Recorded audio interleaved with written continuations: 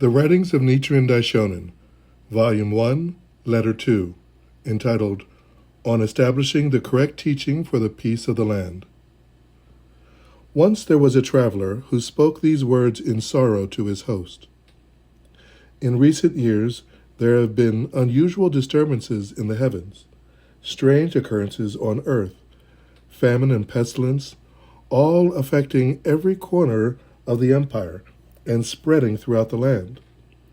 Oxen and horses lie dead in the streets, and the bones of the stricken crowd the highways. Over half the population has already been carried off by death, and there is hardly a single person who does not grieve. All the while, some put their whole faith in the sharp sword of the Buddha Amida and intone the name of this Lord of the Western land. Others believe that hearing the name of the Buddha medicine master will heal all ills, and recite the sutra that describes this thus come one of the eastern region. Some putting their trust in the passage in the Lotus Sutra that says, his illness will be wiped out, and he will know neither old age nor death, pay homage to the wonderful words of that sutra. Others relying upon the sutra passage that reads, the 7 disasters will instantly vanish, and the 7 blessings will instantly appear. Conduct ceremonies at which 100 priests expound the sutra at 100 preaching platforms.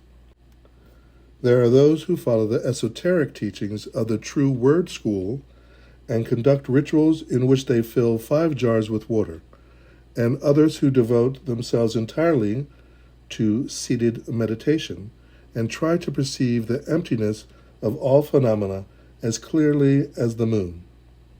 Some write out the names of the 7 guardian spirits and paste them on 1,000 gates. Others paint pictures of the 5 mighty bodhisattvas and hang them over 10,000 thresholds. And still others pray to the heavenly gods and earthly deities in ceremonies conducted at the 4 corners of the capital and on the 4 boundaries of the nation. Taking pity on the plight of the common people, the rulers carry out government on the national and local levels in a benevolent manner. But despite all these efforts, they merely exhaust themselves in vain. Famine and epidemics rage more fiercely than ever.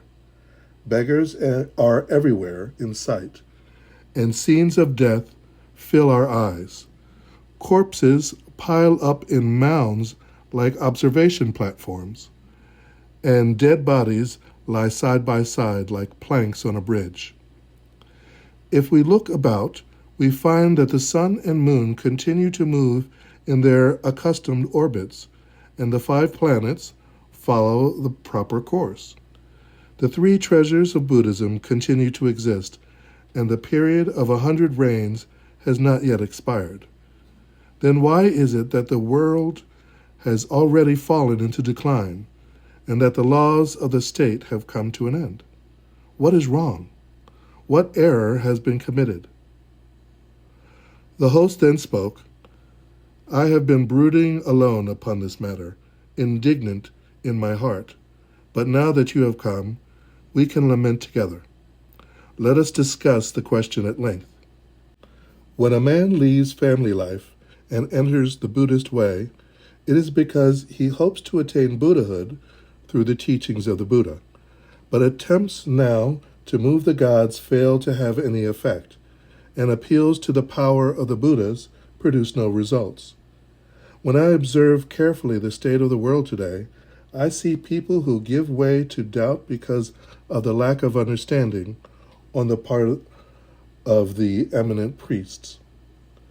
They look up at the heavens and mouth their resentment, or gaze down at the earth and sink deep into despair. I have pondered the matter carefully with what limited resources I possess, and have looked a little at the scriptures for an answer. The people of today all turn their backs upon what is right. To a person they give their allegiance to evil. This is the reason that the benevolent deities have abandoned the nation and departed together, that sages leave and do not return, and in their stead devils and demons come, and disasters and calamities occur. I cannot keep silent on this matter. I cannot suppress my fears." The guest said, "These disasters that befall the empire, these calamities of the nation, I am not the only one pained by them. The whole populace is weighed down with sorrow. Now I have been privileged to enter the orchard room and listen to these enlightened words of yours.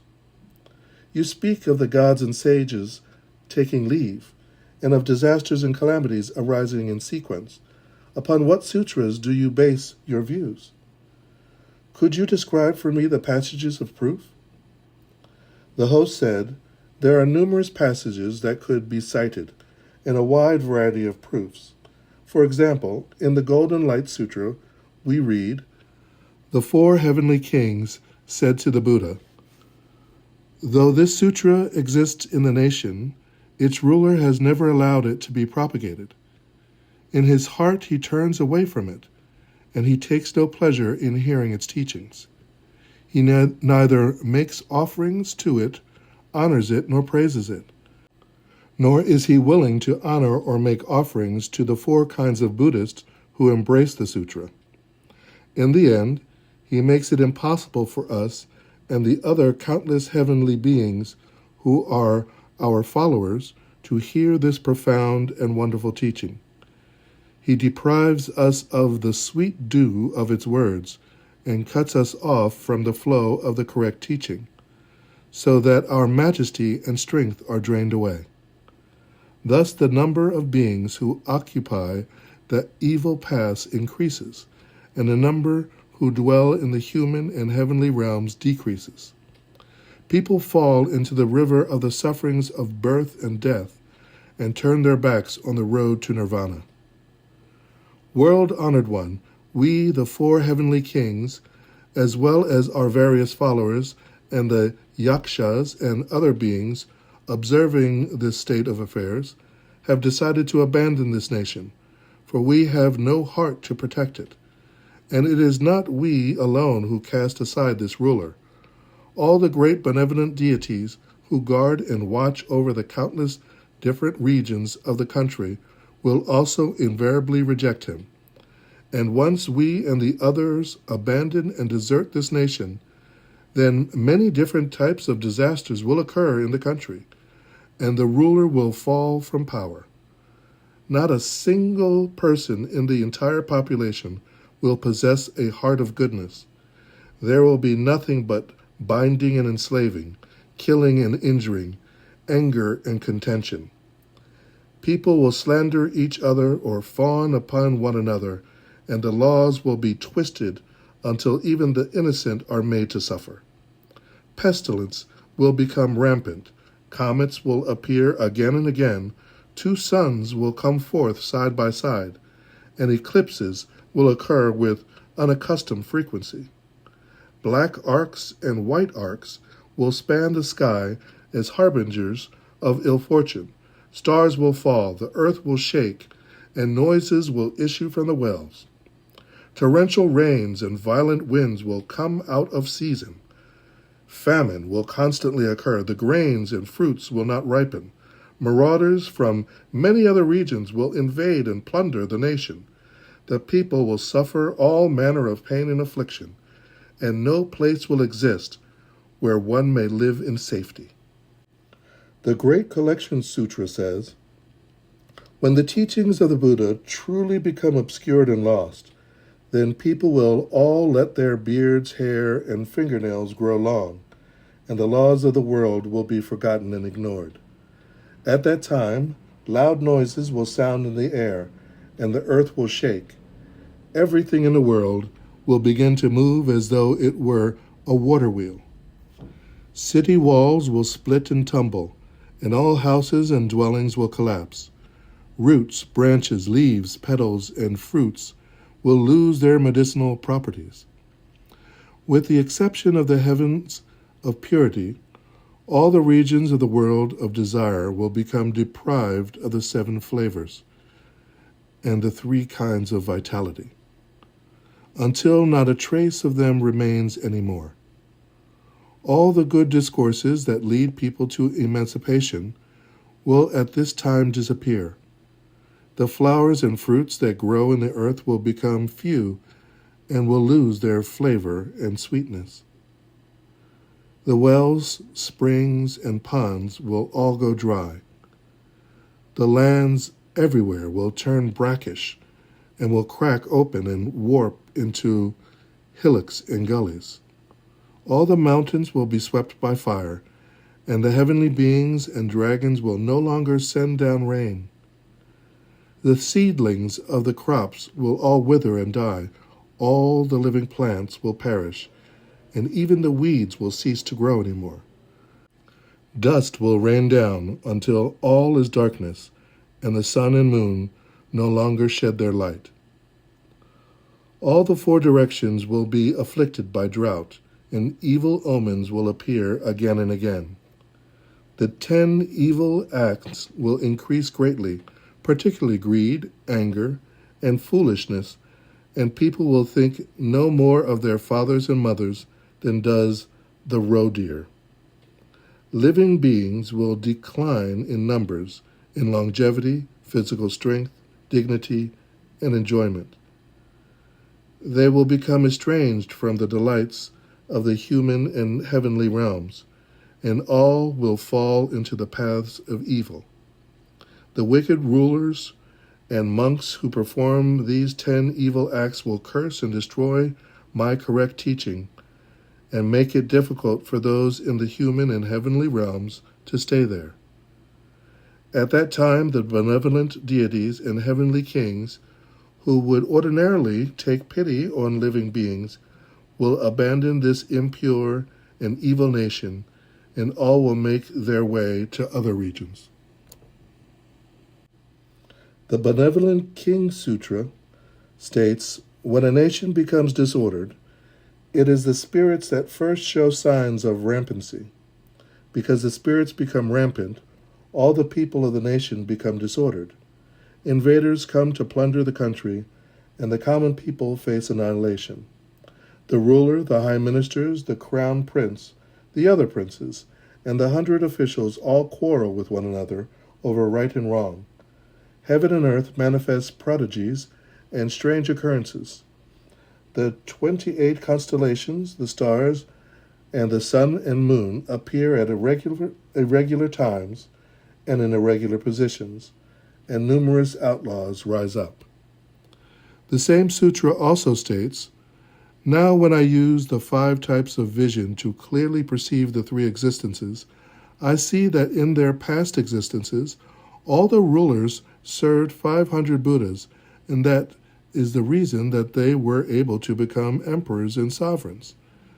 And that also is the reason that all the various sages and arhats are born in their nations and bring great benefits. But if a time should come when the good fortune of these rulers runs out, then all the sages will abandon them and depart. Once the sages have departed, then the 7 disasters are certain to arise. The Medicine Master Sutra states, if disasters and calamities should befall members of the ruling Kshatriya class and anointed kings, such disasters will be as follows. The calamity of disease and pestilence among the populace, the calamity of invasion from foreign lands, the calamity of revolt within one's own domain, the calamity of irregularities and strange occurrences among the stars and constellations, the calamity of eclipses of the sun and moon, the calamity of unseasonable wind and rain, and the calamity of rain that fails to fall even when the season for it has come and gone.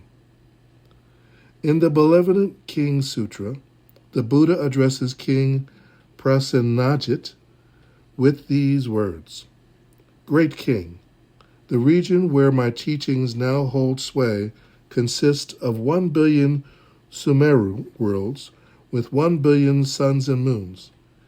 Each of these Sumeru worlds comprises 4 continents.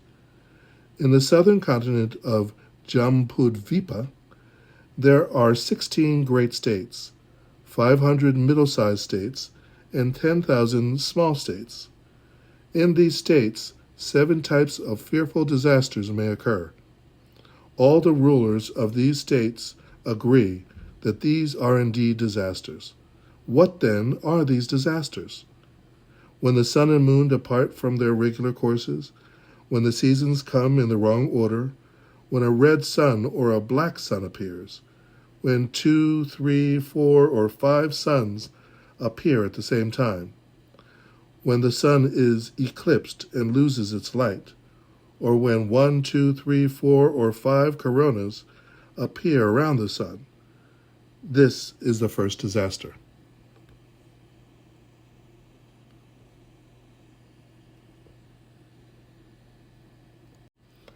When the 28 constellations do not move in their regular courses, when the metal star, the broom star, the wheeled star, the demon star, the fire star, the water star, the wind star, the ladle star, the southern dipper, and the northern dipper, the great stars of the 5 garrisons, and all the many stars that govern the ruler, the 3 high ministers, and the 100 officials, when each of these stars manifests some peculiar behavior, this is the second disaster.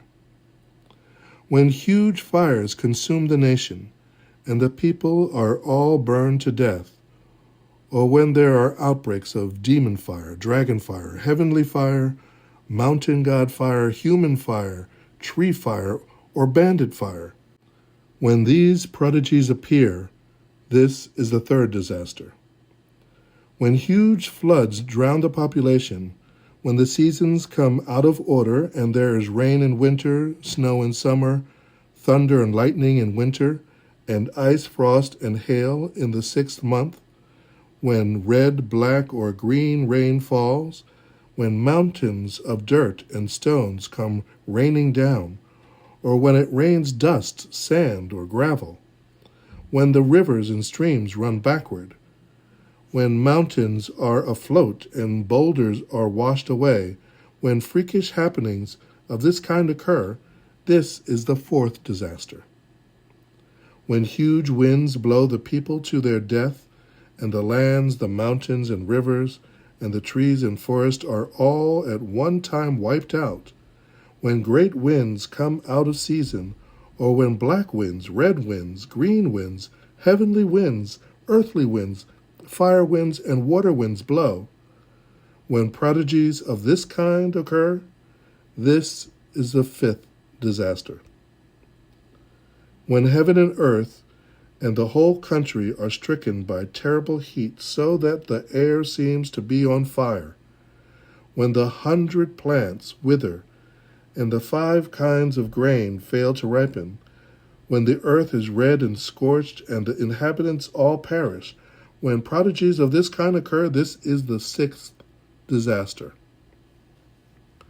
When enemies rise up on all 4 sides and invade the nation, when rebels appear in the capital and the outlying regions, when there are fire bandits, water bandits, wind bandits, and demon bandits, and the population is subjected to devastation and disorder, and fighting and plundering break out everywhere, when prodigies of this type occur, this is the 7th disaster. The Great Collection Sutra says, though for countless existences in the past, the ruler of a state may have practiced the giving of alms, observed the precepts, and cultivated wisdom, if he sees that my teaching is in danger of perishing and stands idly by without doing anything to protect it, then all the inestimable roots of goodness that he has planted through the practices just mentioned will be entirely wiped out, and his country will become the scene of 3 inauspicious occurrences. The first is high grain prices, the second is warfare, and the third is epidemics. All the benevolent deities will abandon the country, and although the ruler may issue commands, the people will not obey them. The country will constantly be invaded and vexed by neighboring nations. Violent fires will rage out of control. Fierce winds and rains will abound. The waters will swell and overflow, and the inhabitants will be blown about by winds or swept away by floods. The paternal and maternal relatives of the ruler will join in plotting revolt. Before long, the ruler will fall gravely ill, and after his life has come to an end, he will be reborn in the great hell. And the same fate will befall the ruler's consort, his heir, the high ministers of the state, the lords of the cities, the village heads and generals, the magistrates of districts, and the other officials. The passages I have quoted from these 4 sutras are perfectly clear. What person in 10,000 could possibly doubt their meaning? And yet the blind and the deluded recklessly trust to distorted doctrines and fail to recognize the correct teaching. Therefore, throughout the empire these days, people are inclined to turn away from the Buddhas and the sutras, and no longer endeavor to protect them. Because of this, the benevolent deities and sages abandon the nations and leave their accustomed places. As a result, demons and spirits bring about disasters and cause calamities. The guest thereupon flushed with anger and said, Emperor Ming of the later Han Dynasty, having comprehended the significance of his dream of a golden man, welcomed the teachings of Buddhism brought by white horses. Prince Jogu, having put down the rebellion of Maurya, an opponent of Buddhism, proceeded to construct temples and pagodas. Since that time, from the ruler on down to the common people, all have worshipped the Buddha images and devoted their attention to the scriptures. As a result, in the monasteries of Mount Hai and the southern capital at Nara, at the temples of Onjoji and Toji, throughout the land bounded by the 4 seas, in the 5 provinces of the capital area, and along the 7 marches, Buddha images and Buddhist scriptures have been ranged like stars in the sky, and halls of worship have spread like clouds. Those who belong to the lineage of Shariputra meditate on the moon atop Eagle Peak, while those who adhere to the traditions of Haklenayashas transmit the teachings of Mount Kukutapada. How then can anyone say that the teachings of the Buddha's lifetime are despised, or that the 3 treasures of Buddhism have ceased to exist? If there is evidence to support such a contention, I would like to hear all the facts. The host, anxious to clarify his words, replied, To be sure, Buddhists' halls stand rooftop to rooftop, and sutra storehouses are arranged eave to eave. Priests are as numerous as bamboo plants and rushes, monks as common as rice and hemp seedlings. The temples and priests have been honored from centuries past, and every day respect is paid them anew. But the monks and priests today are fawning and devious, and they confuse the people and lead them astray. The ruler and his subjects lack understanding and fail to distinguish between what is correct and what is erroneous. The Benevolent King's Sutra, for example, says, evil monks hoping to gain fame and profit in many cases appear before the ruler, the crown prince, or the other princes, and take it upon themselves to preach doctrines that lead to the violation of the Buddhist law and the destruction of the nation. The ruler, failing to perceive the truth of the situation, listens to and puts faith in such doctrines and proceeds to create regulations that are perverse in nature and that do not accord with the rules of Buddhist discipline. In this way, he brings about the destruction of Buddhism and of the nation. The Nirvana Sutra states, Bodhisattvas have no fear of mad elephants. What you should fear are evil friends. Even if you are killed by a mad elephant, you will not fall into the three evil paths. But if you are killed by an evil friend, you are certain to fall into them. The Lotus Sutra says, in that evil age there will be monks with perverse wisdom and hearts that are fawning and crooked, who will suppose they have attained what they have not attained, being proud and boastful in heart.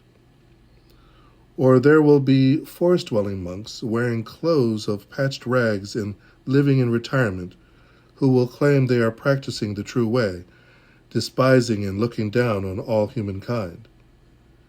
Greedy for profit and support, they will preach the law to white-robed laymen and will be respected and revered by the world as though they were arhats who possess the 6 transcendental powers. Because in the midst of the great assembly, they constantly try to defame us. They will address the rulers, high ministers, Brahmins, and householders, as well as the other monks, slandering and speaking evil of us, saying these are men of perverted views who preach non-Buddhist doctrines. In a muddied kalpa, in an evil age, there will be many things to fear. Evil demons will take possession of others and through them curse, revile, and heap shame on us. The evil monks of that muddied age, failing to understand the Buddha's expedient means, how he preaches the law in accordance with what is appropriate, will confront us with foul language and angry frowns. Again and again, we will be banished. The Nirvana Sutra says, after I have passed away and countless hundreds of years have gone by, the sages of the 4 stages, too, will have all passed away. After the former day of the law has ended and the middle day of the law has begun, there will be monks who will give the appearance of abiding by the rules of monastic discipline, but they will scarcely ever read or recite the sutras, and instead will crave all kinds of food and drink to nourish their bodies. Though they wear the clothes of a monk, they will go about searching for alms like so many huntsmen who, narrowing their eyes, stalk softly. They will be like a cat on the prowl for mice, and they will constantly reiterate these words, I have attained arhatship. Outwardly, they will seem to be wise and good, but within they will harbor greed and jealousy. And when they are asked to preach the teachings, they will say nothing, like Brahmins who have taken a vow of silence. They are not true monks. They merely have the appearance of monks. Consumed by their erroneous views, they slander the correct teaching.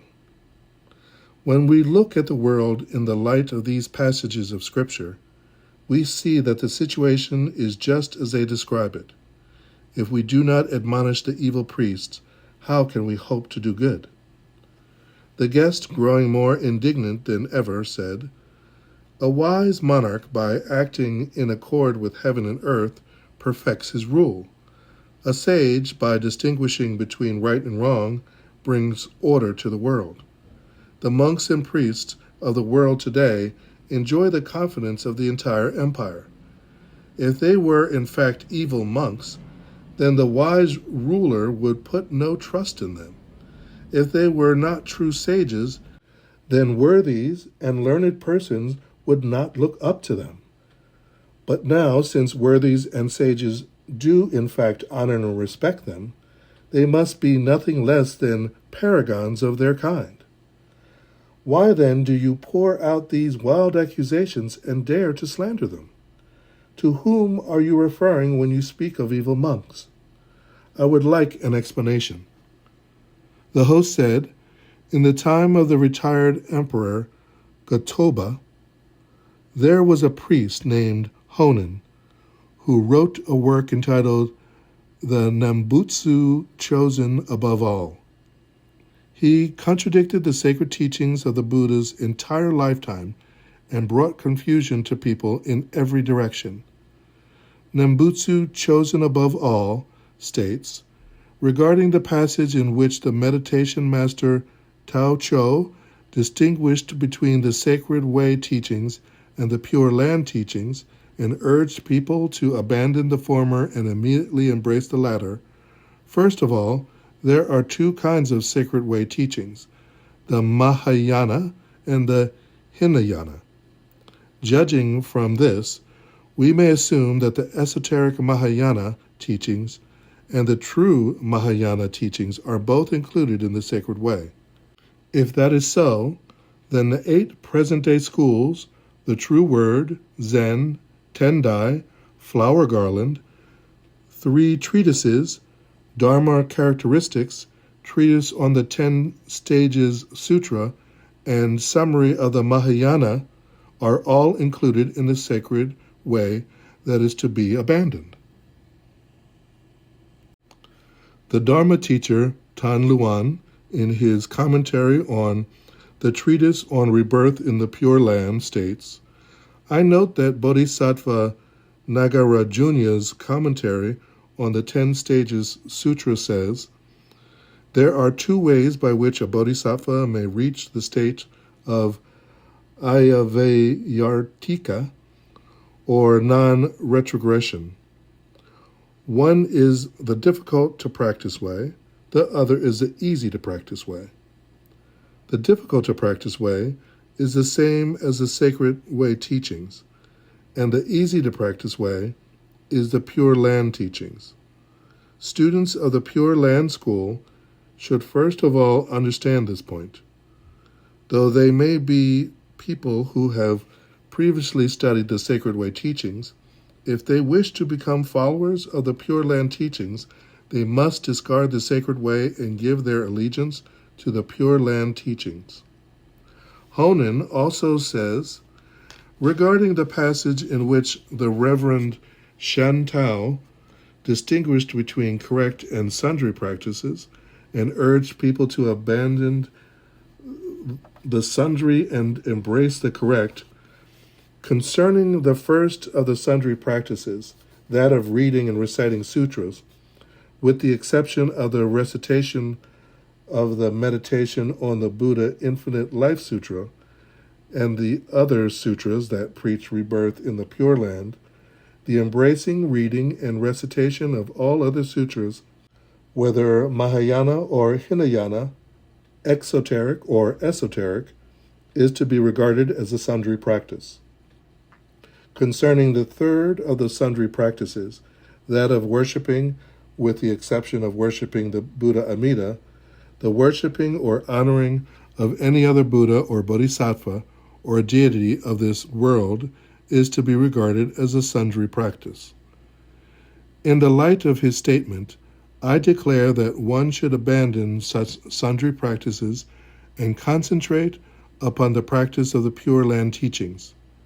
What reason would we have to abandon the correct practices of the Pure Land teachings, which ensure that out of 100 persons, all 100 will be reborn in the Pure Land, and cling instead to the various sundry practices and procedures which could not save even one person in 1,000? Followers of the way should ponder this carefully. Honen further states, in the Chen Yuan era catalog of the Buddhist canon, we find it recorded that from the 600 volumes of the Great Wisdom Sutra to the Eternity of the Law Sutra, the exoteric and esoteric sutras of Mahayana, or the Great Vehicle, totals 637 works in 2,883 volumes. The phrase from the Meditation Sutra, reading and reciting the Great Vehicle, should be applied to all these works. You should understand that when the Buddha was preaching according to the capacity of his various listeners, he for a time taught the 2 methods of concentrated meditation and unconcentrated meditation. But later, when he revealed his own enlightenment, he ceased to teach these two methods. The only teaching that, once revealed, shall never cease to be taught is the single doctrine of the Nembutsu. Honen also states, regarding the passage that says that the practitioner of the Nembutsu must possess three kinds of mind, it is found in the Meditation Sutra. In his commentary on that sutra, Shantao says, someone may ask if there are those who differ in understanding and practice from the followers of Nembutsu, persons of distorted and mistaken belief. How should we confront them? I will now make certain that their perverse and differing views will not cause trouble. These persons of evil views, with different understanding and different practices, are compared to a band of robbers who call back the traveler who has already gone one or two steps along his journey. In my opinion, when this commentary speaks of different understanding, different practices, varying doctrines, and varying beliefs, they are referring to the teachings of the sacred way. Finally, in a concluding passage, Honen says, if one wishes to escape quickly from the sufferings of birth and death, one should confront these two superior teachings and then proceed to put aside the teaching of the sacred way and choose those of the Pure Land. And if one wishes to follow the teachings of the Pure Land, one should confront the correct and sundry practices and then proceed to abandon all of the sundry and devote one's entire attention to the correct. When we examine these passages, we see that Honen quotes the erroneous explanations of Tan Luan, Tao Cho, and Shan Tao, and establishes the categories of the sacred way and the Pure Land teachings, and of the difficult to practice and the easy to practice ways. He then takes all the 637 works in 2,883 volumes that comprise the Mahayana teachings of the Buddha's lifetime, including those of the Lotus Sutra and the True Word Sutras, along with all the Buddhas and Bodhisattvas and the deities of this world, and assigns them all to the categories of the Sacred Way teachings, the difficult to practice way, and the sundry practices, and urges people to discard, close, ignore, and abandon them. With these four injunctions, he leads all people astray. On top of that, he groups together all the sage monks of the three countries of India, China, and Japan, as well as the students of Buddhism of the 10 directions, and calls them a band of robbers, causing the people to insult them. In doing so, he turns his back on the passage in the 3 Pure Land Sutras, the sutras of his own school, which contains Amida's vow to save the people, accepting only those who commit the 5 cardinal sins and those who slander the correct teaching. More fundamentally, he shows that he fails to understand the warning contained in the 2nd volume of the Lotus Sutra, the heart and core of the entire body of teachings the Buddha expounded in the 5 periods of his preaching life, which reads, if a person fails to have faith but instead slanders this sutra, when his life comes to an end, he will enter the Avicii hell. Now we have come to this latter age when people are no longer sages. Each enters his own dark road, and all alike forget the direct way. How pitiful that no one cures them of their blindness.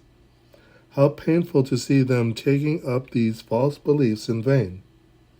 As a result, everyone from the ruler of the nation on down to the common people believes that there are no true sutras outside the 3 Pure Land Sutras, and no Buddhas other than the Buddha Amida with his 2 attendants. Once there were men like Dengyo, Gishin, Jikaku, and Chisho, who journeyed 10,000 miles across the waves to China to acquire the sacred teachings, and there visited the mountains and rivers to pay reverence to Buddha statues and carry them back. In some cases, they built holy temples on the peaks of high mountains in which to preserve those scriptures and statues.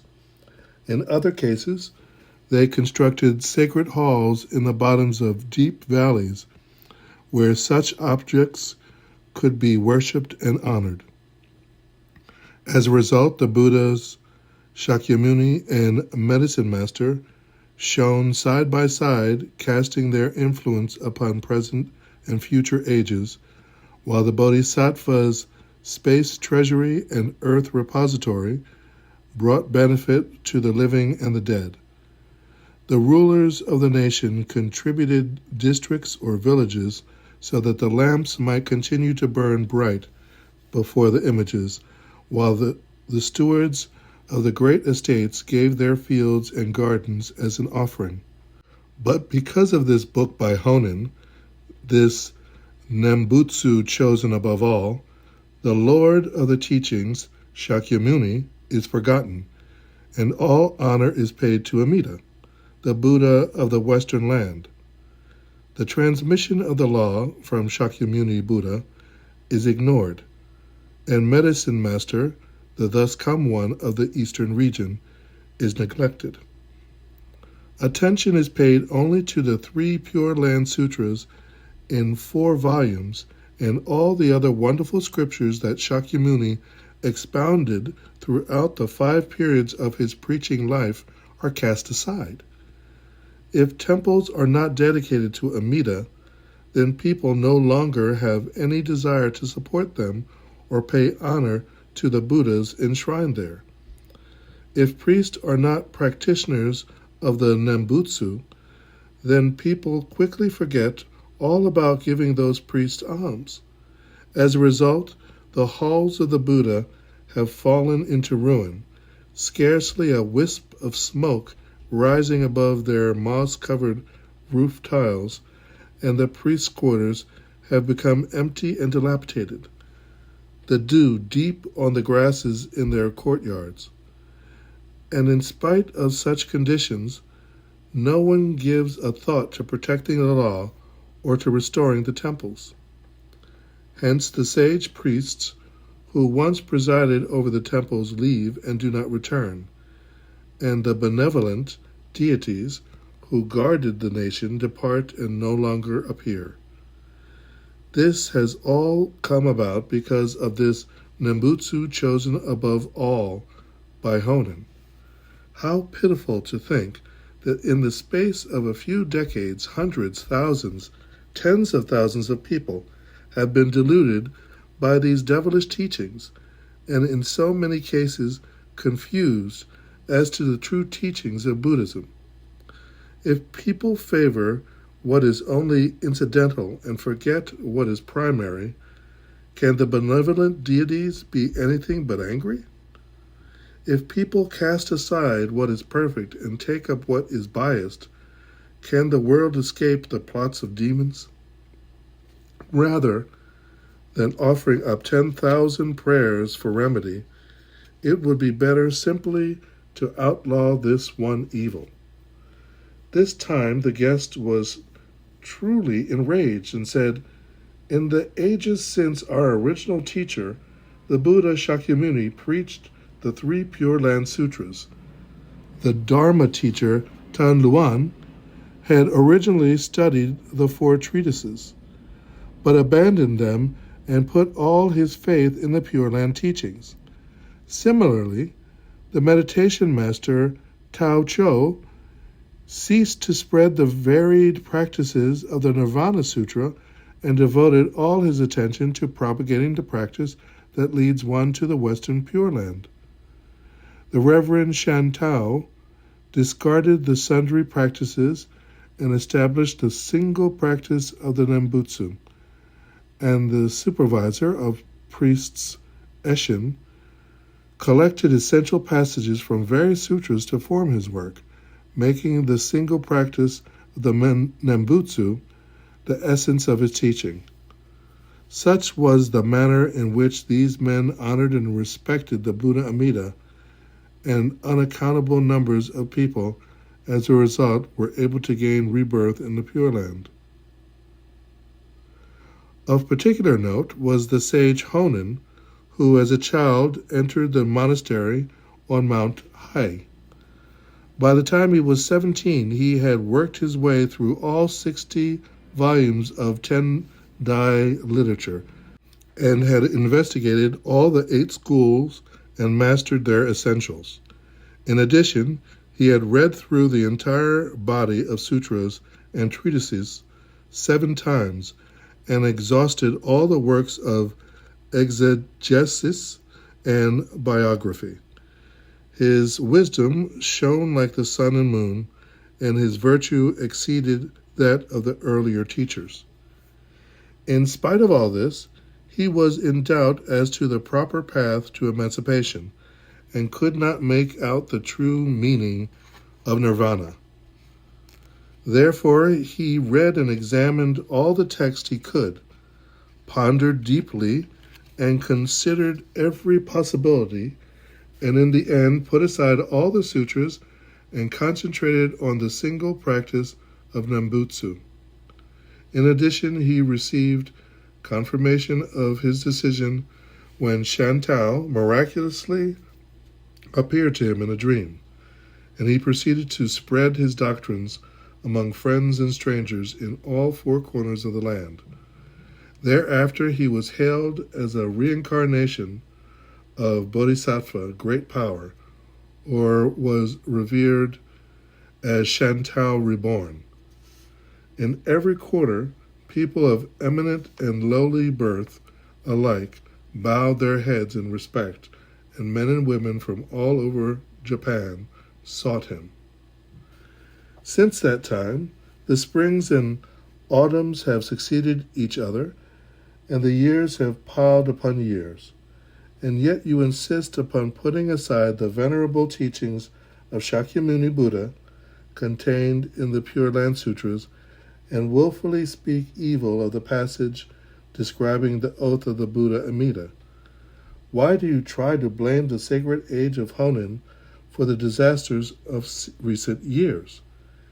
Going out of your way to slander the former teachers of Pure Land doctrines and to heap abuse on the sage Honen.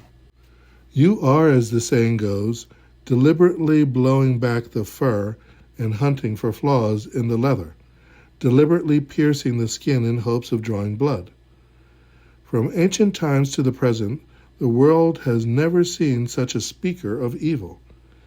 You had better learn a little caution and restraint.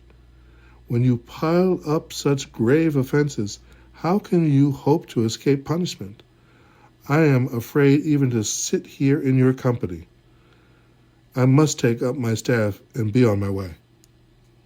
The host, smiling, restrained his guest and said, "Insects that live on smartweed forget how bitter it tastes.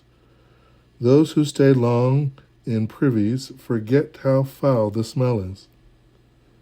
Here you listen to my good words and think them wicked, point to a slanderer of the law and call him a sage, mistrust a correct teacher and take him for an evil priest. Your confusion is great indeed, and your offense anything but light. Listen to my explanation of how this confusion arose, and let us discuss the matter in detail.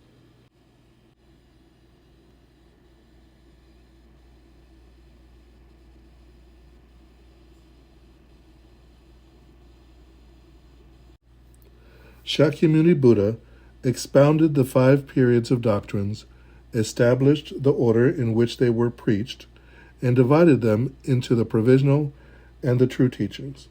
But Tan Luan, Tao Cho, and Shan Tao embraced the provisional teachings and forgot about the true ones. went by what had been taught in the earlier period of the Buddha's life, and discarded what was taught later. They were not the kind of men who delve into the deep places of Buddhist doctrine. Honen, in particular, though he followed the practices advocated by these earlier men, was ignorant as to their source. How do we know this? Because he lumped together all the 637 Mahayana scriptures in 2,883 volumes, and along with them all, the Buddhas and the Bodhisattvas and the deities of this world, and urged people to discard, close, ignore, and abandon them, with these 4 injunctions corrupting the hearts of all people. Thus he poured out perverted words of his own invention and took absolutely no cognizance of the explanations put forth in the Buddhist scriptures. His is the worst kind of baseless talk, a clear case of defamation. There are no words to describe it, no way to censure it that is not too mild. And yet people all put faith in this baseless talk of his, and without exception pay honor to his Nembutsu chosen above all. As a consequence, they revere the 3 sutras of the Pure Land and cast all the other sutras aside. They look up to one Buddha alone, Amida of the land of perfect bliss, and forget about the other Buddhas. A man such as Honen is in truth the arch-enemy of the Buddhas and the scriptures, and the foe of sage priests and ordinary men and women alike. And now his distorted teachings has spread throughout the 8 regions of the country, permeating the 10 directions. You became quite horrified when I blamed an earlier period for the disasters that have occurred in recent years.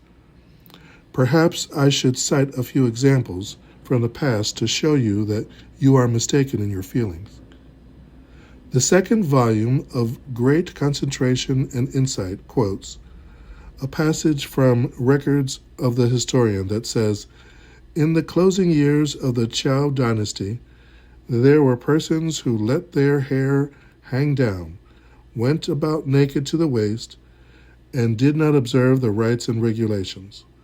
The annotations on Great Concentration and Insight in the 2nd volume explains this passage by quoting from So's commentary on Spring and Autumn Annals as follows. When King Ping of the Zhou first moved his capital to the east, he saw men by the Yi River who let their hair hang down and performed sacrifices in the fields. Someone who had great understanding said, "In less than 100 years the dynasty will fall, for the rites are already neglected." From this it is evident that the portent appears first, and later the disaster itself comes about.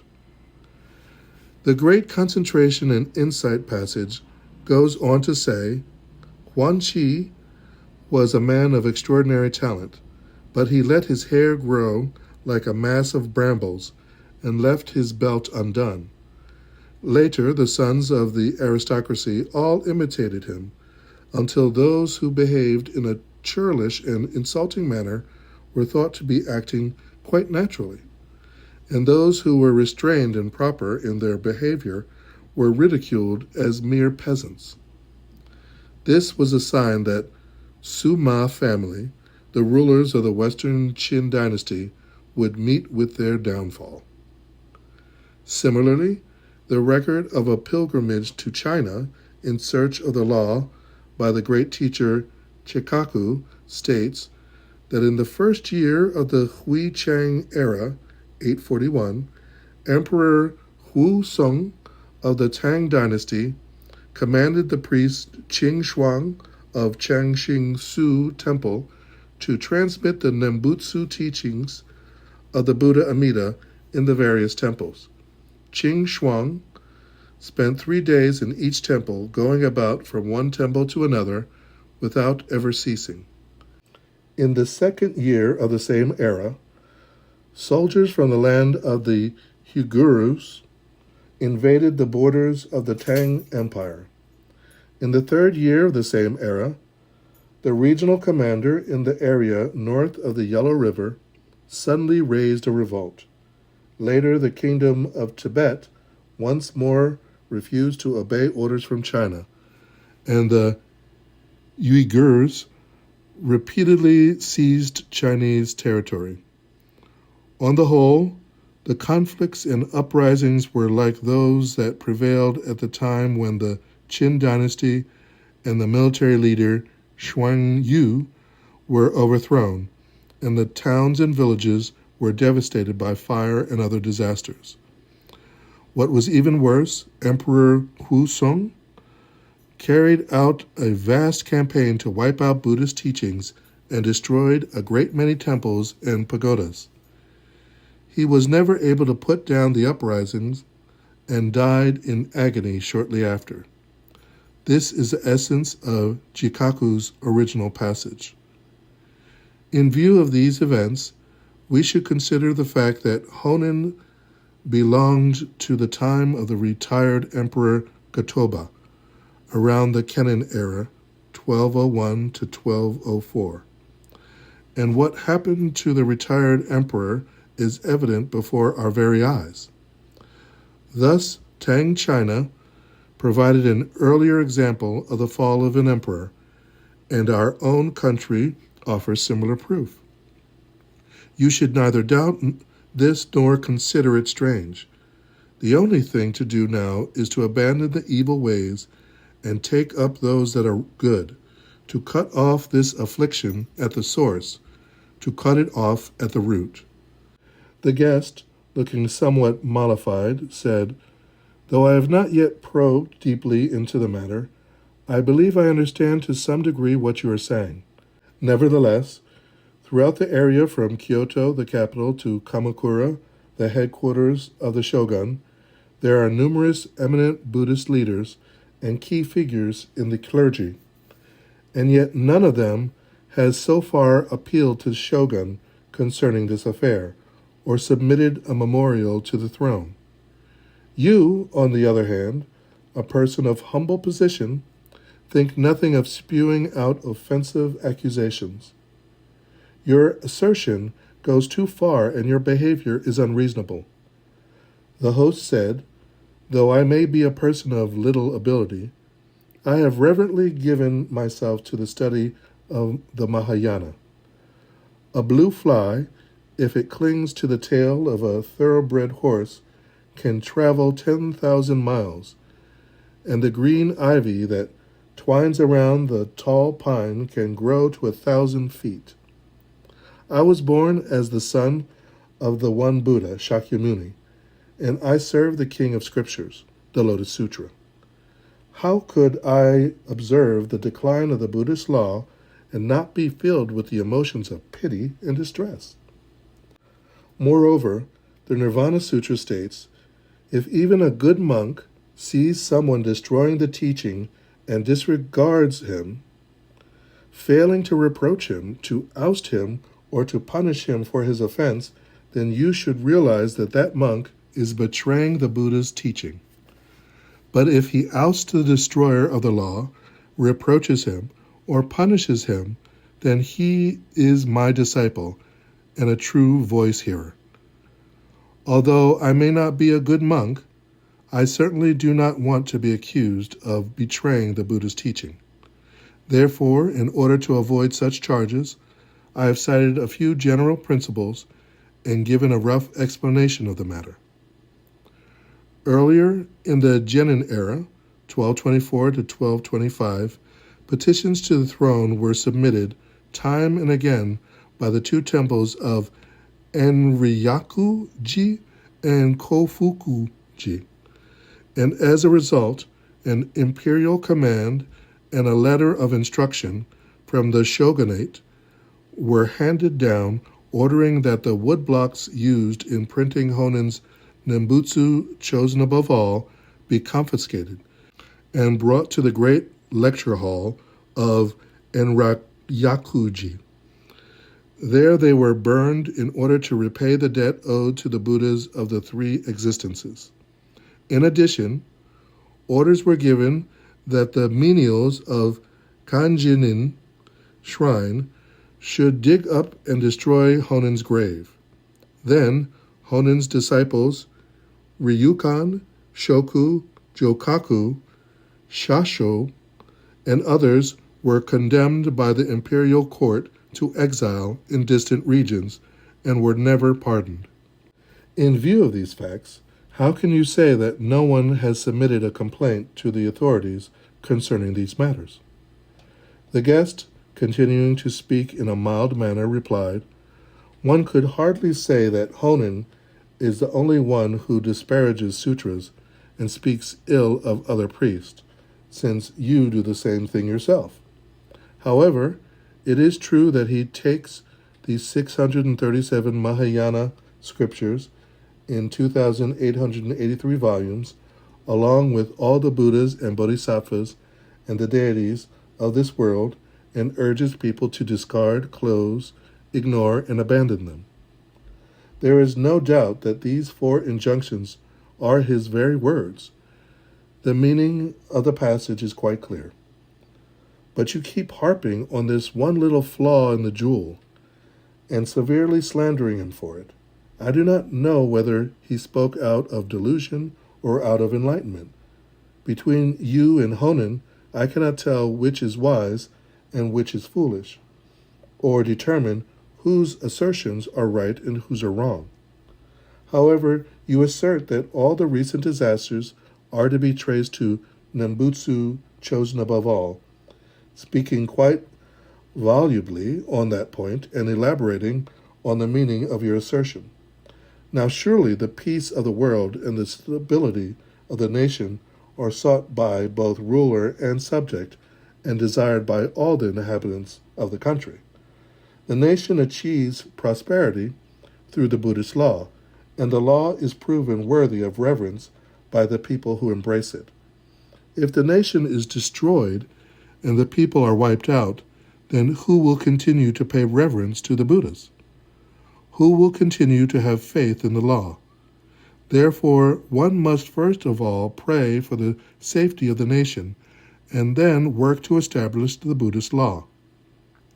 Now, if you know of any means whereby disasters can be prevented and troubles brought to an end, I would like to hear about it." The host said, "There is no doubt that I am the foolish one. I would never dare claim to be wise. However, I would just like to quote some passages from the scriptures and offer some brief thoughts. Concerning the means for ensuring order in the nation, there are numerous passages in both Buddhist and non-Buddhist texts, and it would be difficult to cite them all here. Since taking up the study of Buddhism, however, I have frequently given thought to this matter, and it seems to me that restraining those who slander the law and respecting the followers of the correct way will assure stability within the nation and peace in the world at large. In the Nirvana Sutra, we read, the Buddha said, with the exception of one type of person, you may offer alms to all kinds of persons and everyone will praise you. Chunda said, what do you mean when you speak of one type of person? The Buddha replied, I mean the type described in this sutra as violators of the precepts. Chunda spoke again, saying, I'm afraid I still do not understand. May I ask you to explain further? The Buddha addressed Chunda, saying, by violators of the precepts, I mean the inchantika. In the case of all other types of persons, you may offer alms, everyone will praise you, and you will achieve great rewards. Chunda spoke once more, asking, what is the meaning of the term inchantika? The Buddha said, Chunda, suppose there should be monks or nuns, laymen or women, who speak careless and evil words and slander the correct teaching, and that they should go on committing these grave acts without ever showing any inclination to reform or any sign of repentance in their hearts. Persons of this kind, I would say, are following the path of Ichantika. Again, there may be those who commit the 4 grave offenses or are guilty of the 5 cardinal sins, and who, though aware that they are guilty of serious faults, from the beginning have no trace of fear or contrition in their hearts, or if they do, give no outward sign of it.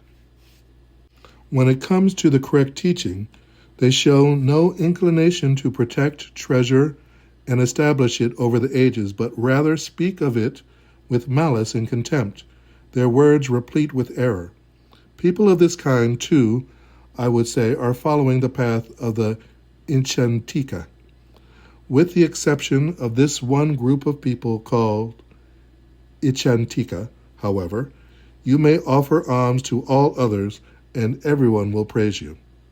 Elsewhere in the same sutra, the Buddha spoke in these words, "When I recall the past, I remember that I was the king of a great state in this continent of Jambudvipa. My name was Senyo, and I loved and venerated the great vehicle scriptures. My heart was pure and good, and had no trace of evil, jealousy, or stinginess. Good men, at that time, I cherished the great vehicle teachings in my heart. When I heard the Brahmins slandering these correct and equal sutras, I put them to death on the spot. Good men, as a result of that action, I never thereafter fell into hell." In another passage it says, "In the past, when the thus come one was the ruler of a nation and practiced the way of the Bodhisattva, he put to death a number of Brahmins." Again it says, there are 3 degrees of killings, the lower, middle, and upper degrees. The lower degree constitutes the killing of any humble being, from an ant to any of the various kinds of animals. But the killing of any being that a bodhisattva has chosen to be born as to help other living beings is excluded. As a result of a killing of the lower degree, one will fall into the realms of hell, hungry spirits, and animals, and will suffer all the pains appropriate to a killing of the lower degree. Why should this be? Because even animals and other humble beings possess the roots of goodness, insignificant though those roots may be. That is why a person who kills such a being must suffer full retribution for his offense. Killing any person from an ordinary mortal to an anagamin constitutes what is termed the middle degree. As a consequence of such an act of killing, one will fall into the realms of hell, hungry spirits, and animals, and will suffer all the pains appropriate to the killing of the middle degree. The upper degree of killing refers to the killing of a parent, an arhat, a Brahyakambuddha, or a bodhisattva who has reached the stage of non-retrogression. For such a crime, one will fall into the great Avicii hell. Good men, if someone were to kill an Ikchantika, that killing would not fall into any of the 3 categories just mentioned.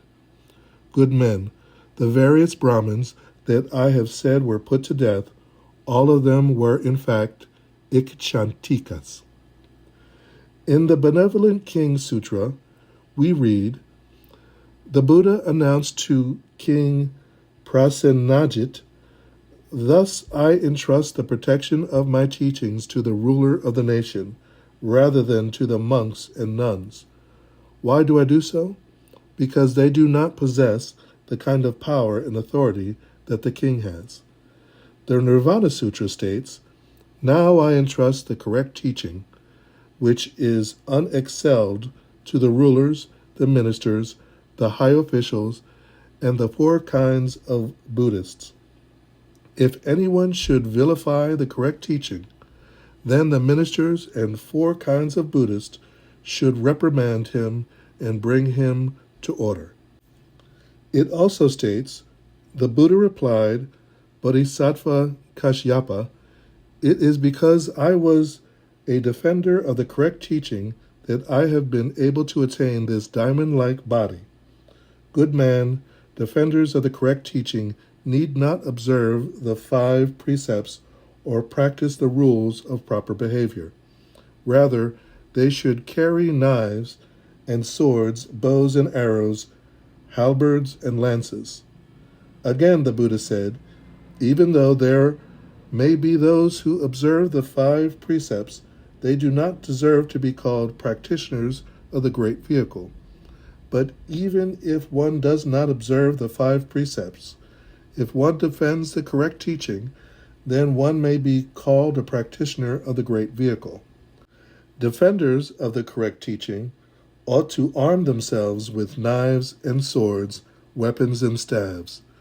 Even though they carry swords and staves, I would call them men who observe the precepts. The Buddha likewise said, good man, in past ages, in this very city of Kushinagara, a Buddha appeared whose name was the thus come one, joy increasing. After this Buddha passed away, the correct teaching that he had taught remained in the world for countless millions of years. Finally, only 40 more years were left before the Buddhist teaching was due to come to an end. At that time, there was a monk named Realization of Virtue who observed the precepts. There were many monks at this time who violated the precepts, and when they heard this monk preaching, they all conceived evil designs in their hearts, and arming themselves with swords and staves, approached this teacher of the law. At this time, the ruler of the kingdom was named Possessor of Virtue.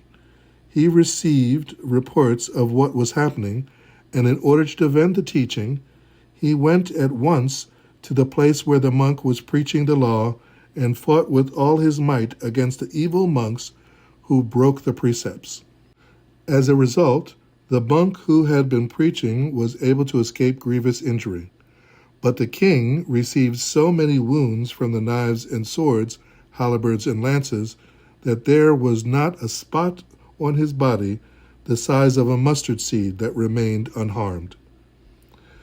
At this time the monk, Realization of Virtue, praised the king, saying, Splendid, splendid! You, O king, are now a true defender of the correct teaching. In ages to come, this body of yours will surely become a boundless vessel of the law. At that time, the king had already heard the teaching, and he felt great joy in his heart. Thereupon his life came to an end, and he was reborn in the land of the Buddha Akshobhya, where he became the Buddha's principal disciple. Moreover, all the military leaders, citizens, and associates of the king who had fought beside him or had rejoiced in his effort were filled with an unflagging determination to achieve enlightenment. And when they died, all of them were reborn in the land of the Buddha Akshobhya. Later, the monk Realization of Virtue also died, and he too was reborn in the land of the Buddha Akshobhya, where he became second among the Buddha's voice-hearer disciples. Thus, if the correct teaching is about to come to an end, this is the way one ought to support and defend it.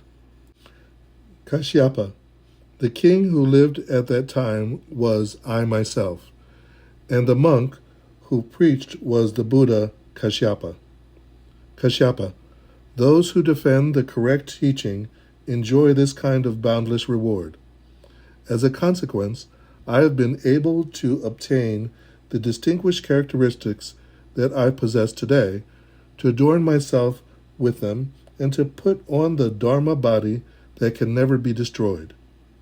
Then the Buddha declared to Bodhisattva Kashyapa, for this reason, laymen believers and others who wish to defend the law should arm themselves with swords and staves and protect it in this manner. Good man, in the age of impurity and evil, after I have passed away, the nation will fall into devastation and disorder.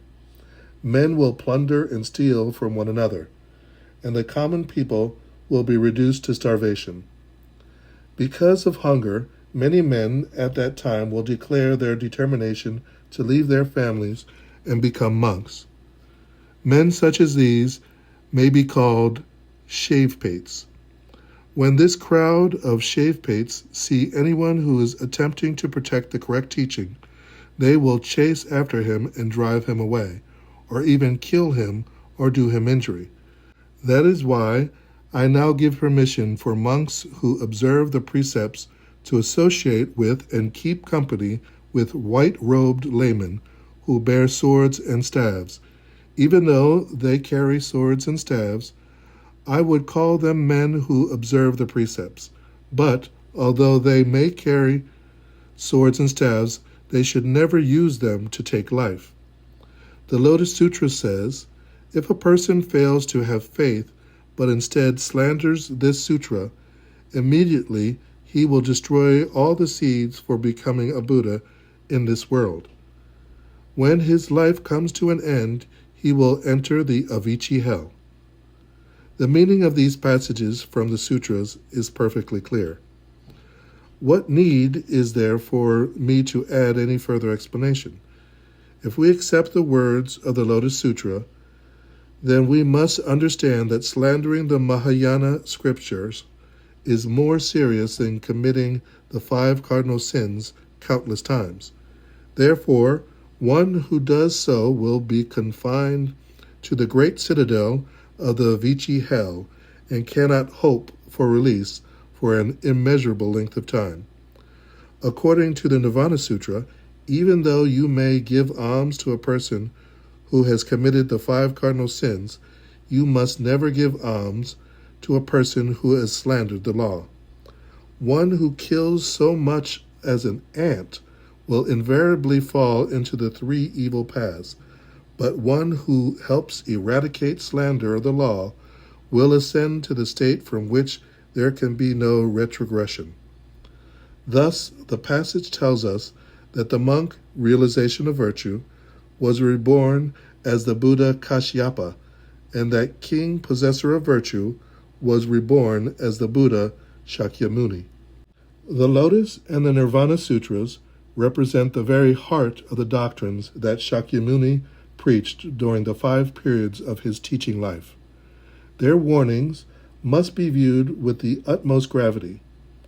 Who would fail to heed them?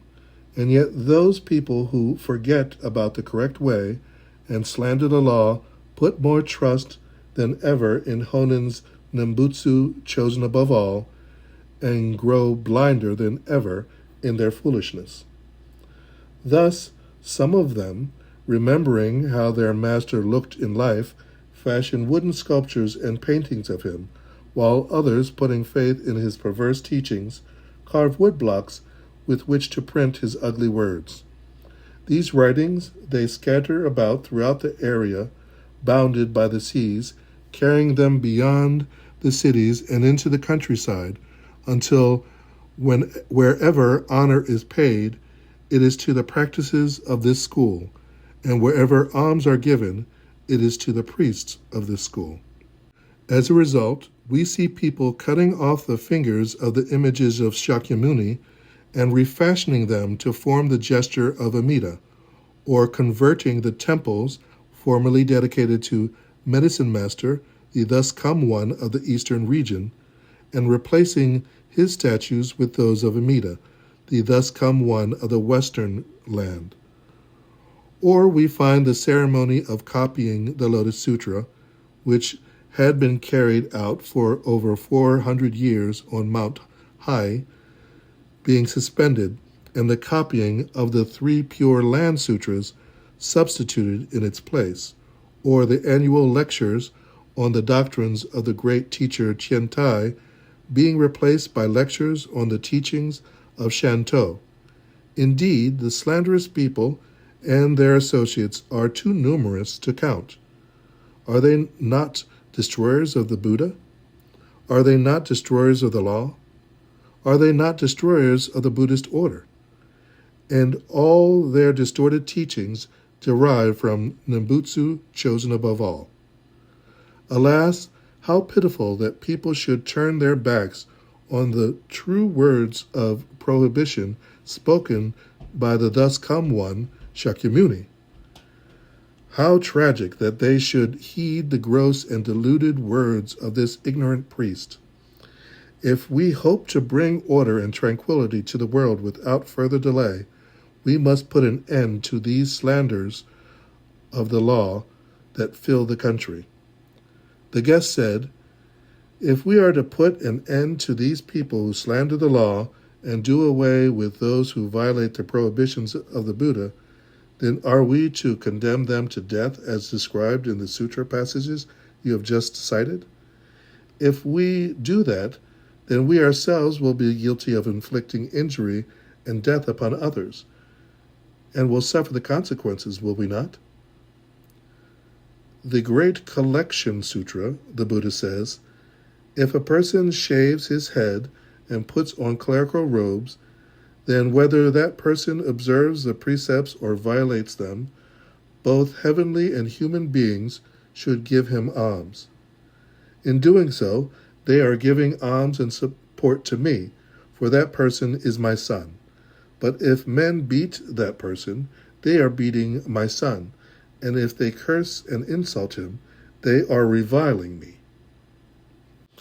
If we stop to consider, we must realize that regardless of whether one is good or bad, right or wrong, if he is a priest, then he deserves to have alms and nourishment extended to him. For how could one beat and insult the son and still not cause grief and sorrow to the father?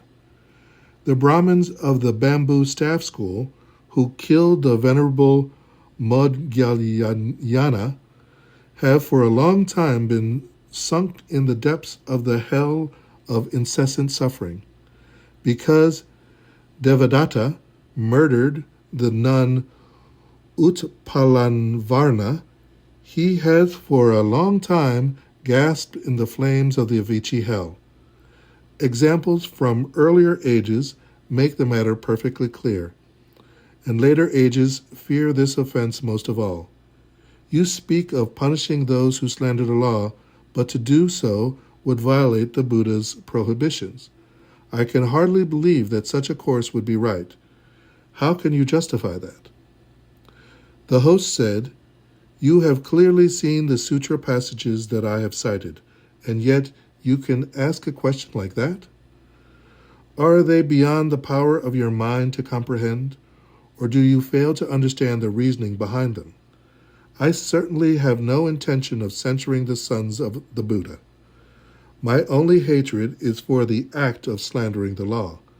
According to the Buddhist teachings, prior to Shakyamuni, slanderous monks would have incurred the death penalty. But since the time of Shakyamuni, the one who can endure, the giving of alms to slanderous monks is forbidden in the sutra teaching. Now, if all the 4 kinds of Buddhists within the 4 seas and the 10,000 lands would only cease giving alms to wicked priests, and instead all come over to the side of the good, then how could any more troubles rise to plague us, or disasters come to confront us?" With this, the guest moved off his mat in a gesture of respect, straightened the collar of his robe, and said, "The Buddhist teachings vary greatly, and it is difficult to investigate each doctrine in full. I have had many doubts and perplexities, and have been unable to distinguish right from wrong. Nevertheless, this work by the sage Honin, Nembutsu chosen above all, does in fact exist, and it lumps together all the various Buddhas, sutras, bodhisattvas, and deities, and says that one should discard, close, ignore, and abandon them. The meaning of the text is perfectly clear, and as a result of this, the sages have departed from the nation, the benevolent deities have left their dwelling places, hunger and thirst fill the world, and disease and pestilence spread widely. Now, by citing passages from a wide variety of scriptures, you have clearly demonstrated the rights and wrongs of the matter. Therefore, I have completely forsaken my earlier mistaken convictions, and my ears and eyes have been opened on point after point. There can be no doubt that all people, from the ruler on down to the general populace, rejoice in and desire the stability of the nation and the peace of the world.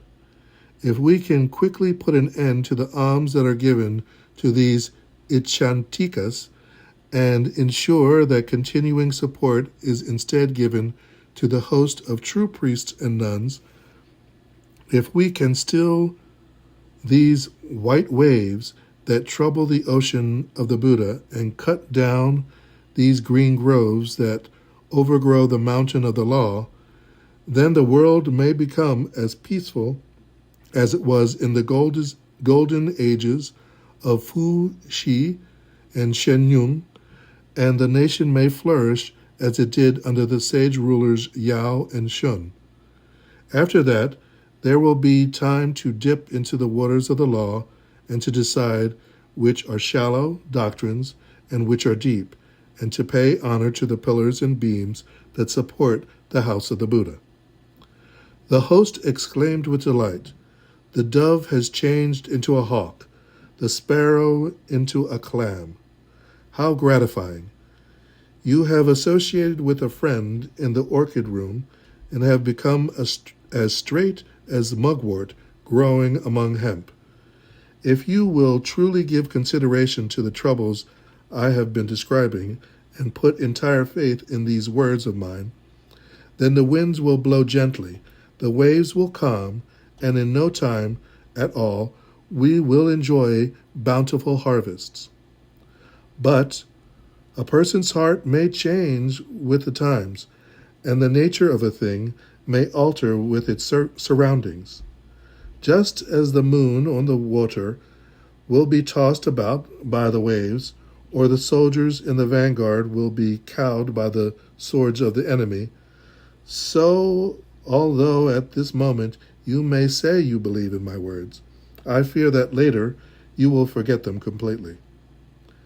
Now, if you wish, first of all, to bring security to the nation and to pray for our present and future lives, then we must hasten to examine and consider the situation and take measures as soon as possible to remedy it. Why do I say this? Because of the 7 types of disasters described in the Medicine Master Sutra, 5 have already occurred. Only 2 have yet to appear, the calamity of invasion from foreign lands and the calamity of revolt within one's own domain. And of the 3 calamities mentioned in the Great Collection Sutra, 2 have already made their appearance. Only 1 remains, the disaster of warfare. The different types of disaster and calamity enumerated in the Golden Light Sutra have arisen one after the other. Only that described as marauders from other regions invading and plundering the nation has yet to materialize. This is the only trouble that has not yet come.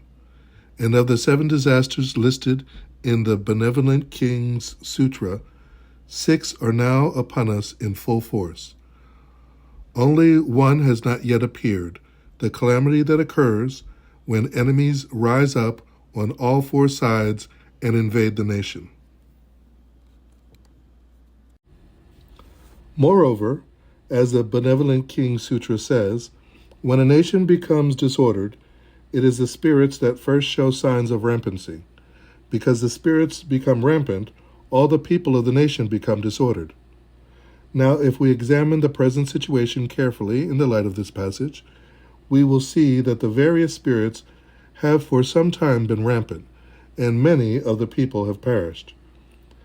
If the first predicted misfortune in the sutra has already occurred, as is obvious, then how can we doubt that the later disasters will follow? If, in punishment for the evil doctrines that are upheld, the troubles that have yet to appear should fall upon us one after the other, then it will be too late to act, will it not? Emperors and kings have their foundation in the state, and bring peace and order to the age. Ministers and commoners hold possession of their fields and gardens, and supply the needs of the world. But if marauders come from other regions to invade the nation, or if revolt breaks out within the domain, and people's lands are seized and plundered, how can there be anything but terror and confusion? If the nation is destroyed and people's homes are wiped out, then where can one flee for safety? If you care anything about your personal safety, you should first of all pray for the order and tranquility throughout the four quarters of the land, should you not? It seems to me that when people are in this world, they all fear what their lot may be in the life to come. So it is that they put their faith in distorted doctrines and pay honor to slanderous teachings. It distresses me that they should be so confused about right and wrong, and at the same time, I feel pity that having embraced Buddhism, they should have chosen the wrong kind. With the power of faith that is in their hearts, why must they recklessly give credence to distorted doctrines?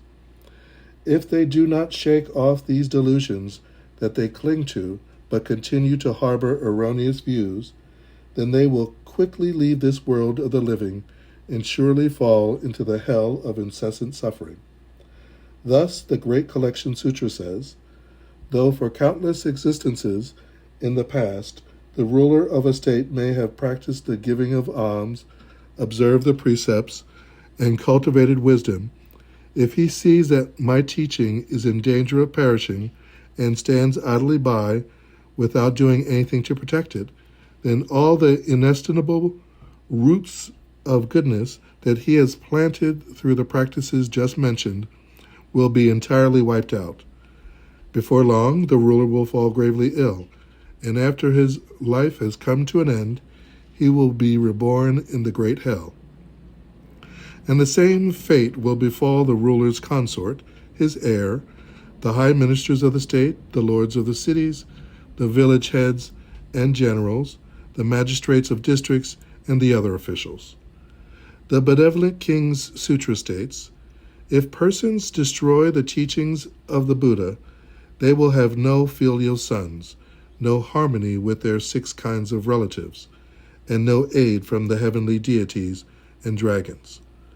Disease and evil demons will come day after day to torment them. Disasters will descend on them incessantly, and misfortunes will dog them wherever they go.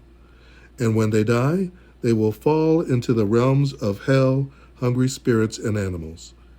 Even if they should be reborn as human beings, they will be destined to become soldiers or slaves.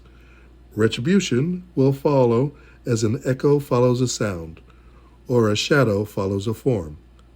Someone writing at night may put out the lamp, but the words he has written will still remain. It is the same with the effect of the deeds we perform in the threefold world. The second volume of the Lotus Sutra states, if a person fails to have faith, but instead slanders this sutra, when his life comes to an end, he will enter the Avicii hell. And in the Never Disparaging chapter, in the 7th volume, it says, for 1,000 kalpas they underwent great suffering in the Avicii hell. In the Nirvana Sutra, we read, if a person separates himself from good friends, refuses to listen to the correct teaching, and instead embraces evil teachings, then as a result he will sink down into the Avicii hell, where the size of his body will become 84,000 yojanas in total length and breadth. When we examine this wide variety of sutras, we find that they all stress how grave a matter it is to slander the correct teaching. How pitiful that people should all go out of the gate of the correct teaching and enter so deep into the prison of these distorted doctrines. How stupid that they should fall one after another into the snares of these evil doctrines and remain so long entangled in this net of slanderous teachings. They lose their way in these mists and miasmas and sink down amid the raging flames of hell. How could one not grieve? How could one not suffer? Therefore, you must quickly reform the tenets that you hold in your heart and embrace the one true vehicle, the single good doctrine of the Lotus Sutra. If you do so, then the threefold world will become the Buddha land. And how could a Buddha land ever decline? The regions in the 10 directions will all become treasure realms. And how could a treasure realm ever suffer harm?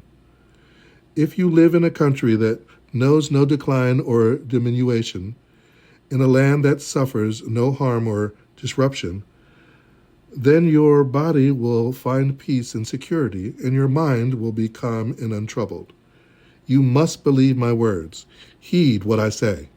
The guest said, since it concerns both this life and the lives to come, who could fail to be cautious in a matter such as this? Who could fail to agree with you?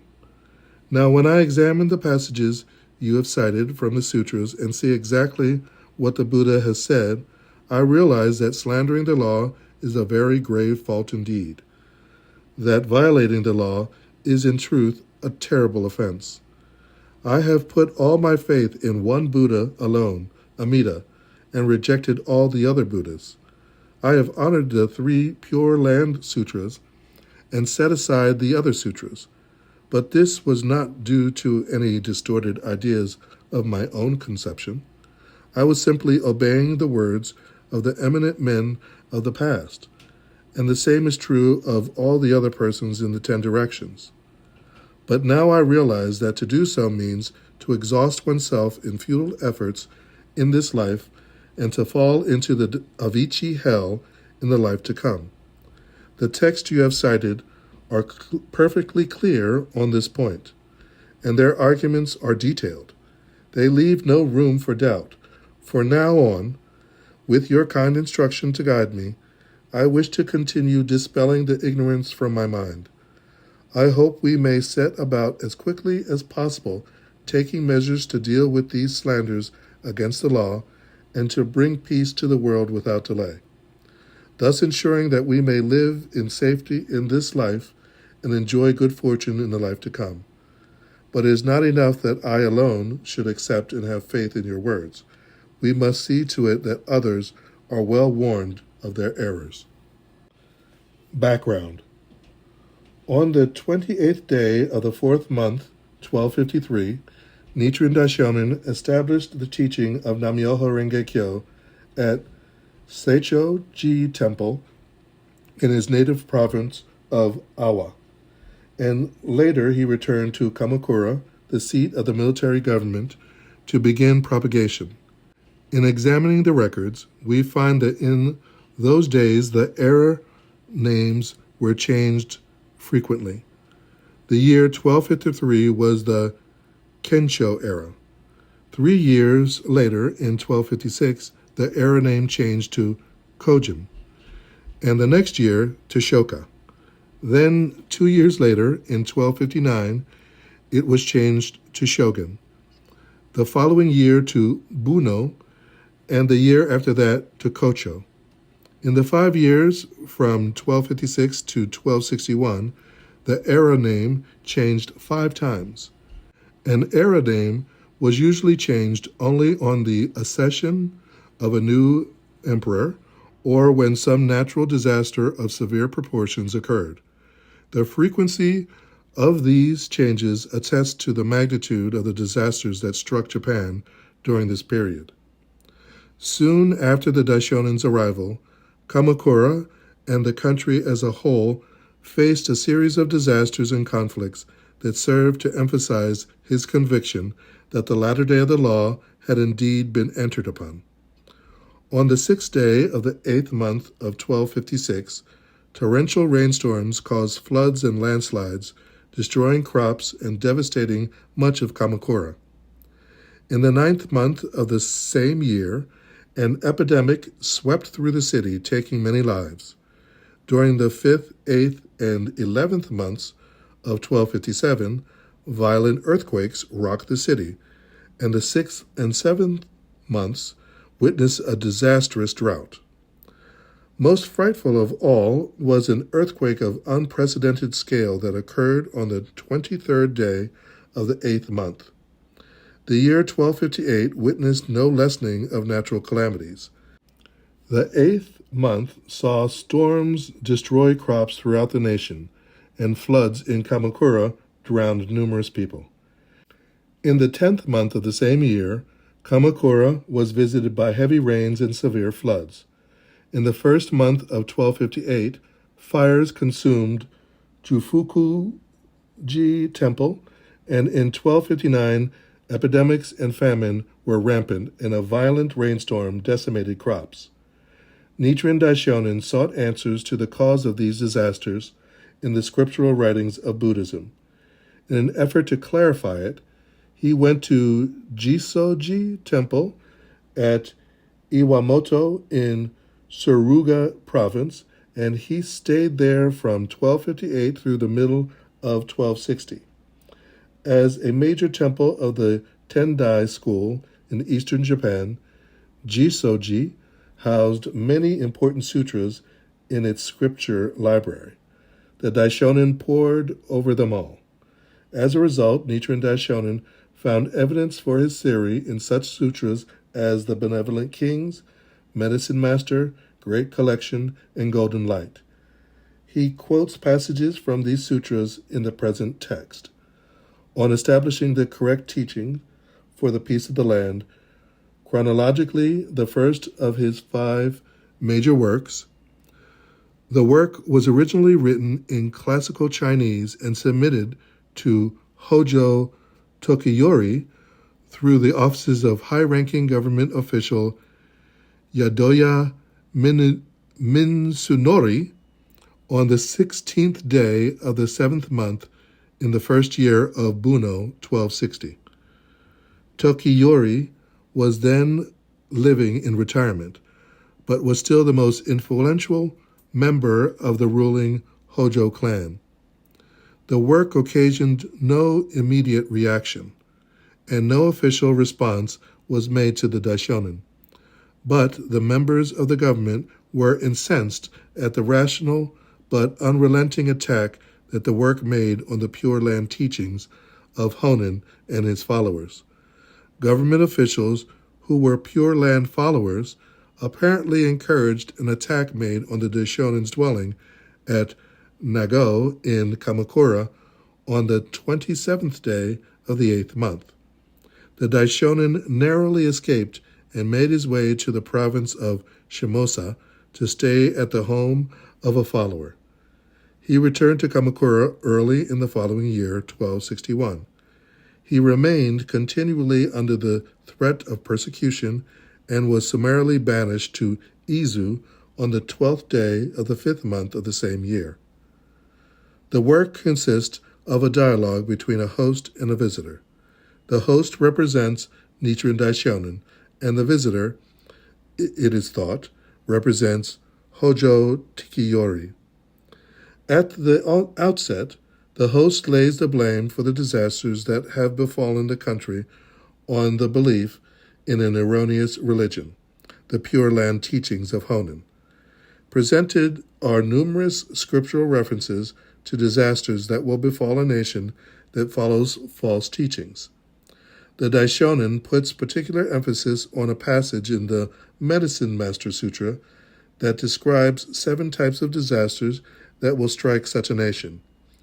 Of these calamities, he points out, 5 have already occurred, and 2, the calamity of invasion from foreign lands and the calamity of revolt within one's own domain, have yet to occur.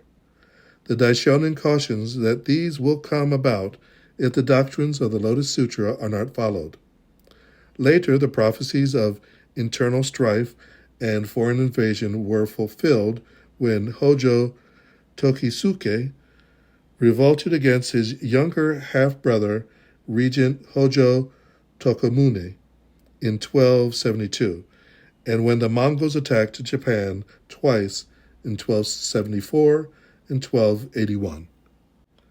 In terms of its view of the relationship between the people's religious beliefs and the realization of a peaceful society, on establishing the correct teaching holds an important position in Nichiren Daishonin's writings.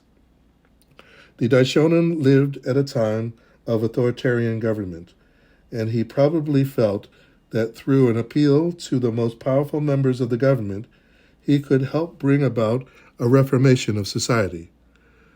That his appeal was ignored only spurred his unremitting effort to propagate his teaching for the peace and happiness of society, a task he would pursue to the end of his life.